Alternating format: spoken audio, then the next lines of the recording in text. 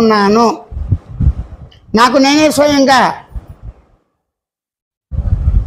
నన్ను నేనే స్వయంగా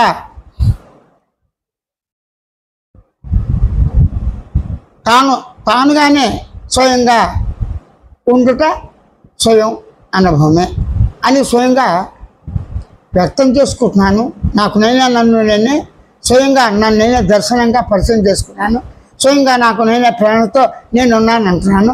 స్వయం శక్తంతో కావచ్చు, స్వయం భావంతో కావచ్చు, స్వయం గమనికతో కావచ్చు, గుర్తించడం జరగదు, ఏదో రూపంగా నాకు నేనే వ్యక్తం చేసుకుంటున్నాను అని ఖచ్చితంగా నేరుగా సూటిగా సులభంగా స్పష్టంగా నన్ను నేనే తెలుసుకున్న వాడిని నేను, తెలియబడింది నేనే, అనుభవించేది నేనే, సర్వం నేనే అని మాత్రమే నిర్గుణ చైతన్య సరళంగా సూటిగా తిన్నగా సులభంగా ఉన్నదాన్ని ఉన్నట్లుగానే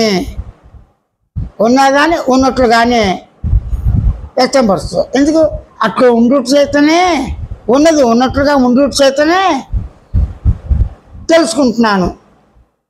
ఉన్నది ఉన్నట్లుగా ఉంటేనే నేను గుర్తిస్తున్నాను అని తన సహజ స్థితిని, అది మౌన స్థితి కావచ్చు, ఆనంద స్థితి కావచ్చు, పరిపూర్ణ స్థితి కావచ్చు, స్వేచ్ఛ స్థితి కావచ్చు, నిద్ర స్థితి కావచ్చు, కళ కావచ్చు, మెలకు కావచ్చు, ఏ స్థితి అయినా మాట్లాడే స్థితిగా నేను సహజంగా ఉన్నాను, గమనించే స్థితిగా నేను సహజంగా ఉన్నాను, గుర్తించే స్థితిగా నేను సహజంగా ఉన్నాను అని నీకు నువ్వే ఐడెంటిఫై అంటే నీకు నువ్వే అభివ్యక్తం చేసుకుంటాం. స్వయం ప్రేరణ స్వయంగానే ఉన్నాను, పరప్రేరణ లేదు.